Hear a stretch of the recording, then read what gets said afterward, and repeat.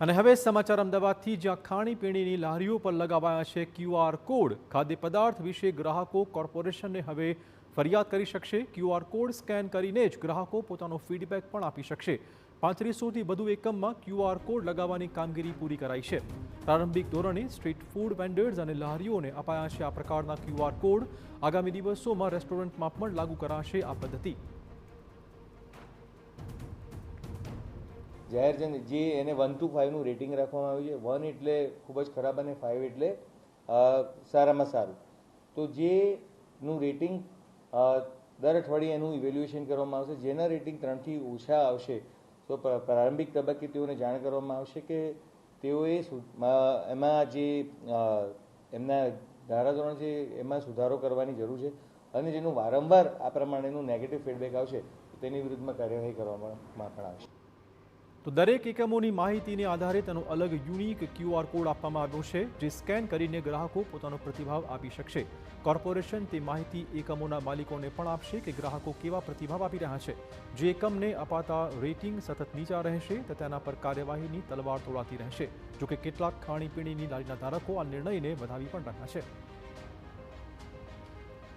જે કંઈ food vendor છે એને પોતાની ક્વોલિટી માટે જાગૃતતા મળશે, કારણ કે પબ્લિક જ આને સ્કેન કરીને એના રેટિંગ આપવાનું છે। એટલા માટે પબ્લિકે વેન્ડરે જ સારી ક્વોલિટી અને સ્વચ્છતા રાખવી પડશે કે જેનાથી એને રેટિંગ સારા મળશે, અને કોર્પોરેશનને જાણ થશે એટલે આપણને એમાંથી સારું એ સન્માન મળશે।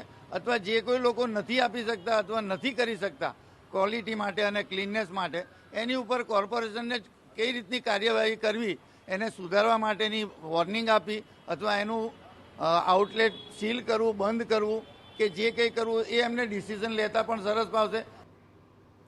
આગામી સમયગાળામાં કોર્પોરેશન આ જ રીતે રેસ્ટોરન્ટ અને હોટેલમાં QR કોડ સ્કેન કરી રિવ્યૂ અને રેટિંગની પદ્ધતિ અમલમાં મૂકવા જઈ રહી છે। ત્યારે આગામી સમયગાળામાં લોકો કેવો પ્રતિસાદ આપે છે તે જોવું રહ્યું।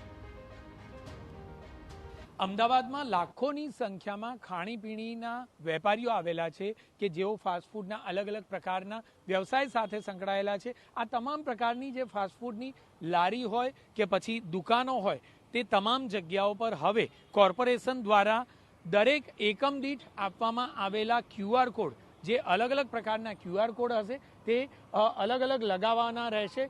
દરેક લારીના આ QR કોડ અલગ હશે, દરેક દુકાનના અલગ હશે, અને કોઈ પણ વ્યક્તિને જો આ એકમ બાબતે ફરિયાદ જણાય અથવા તો તેણે પોતાનો અભિપ્રાય આપવો હોય તો તે સરળતાથી આવા QR કોડમાં સ્કેન કરી અને પોતાનો અભિપ્રાય આપી શકશે। તે સ્વચ્છતા બાબતની વાત હોય કે પછી અન્ય કોઈ પણ પ્રકારની જે ફરિયાદ હોય તે પણ આ QR કોડ પર સ્કેન કરી અને તે કરી શકશે।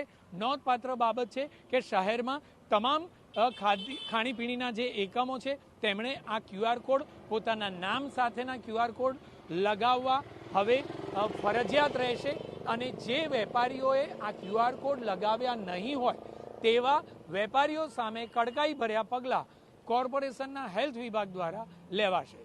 કેમેરામેન નટવર પરમાર સાથે જિગ્નેશ પટેલ, TV9 અમદાવાદ।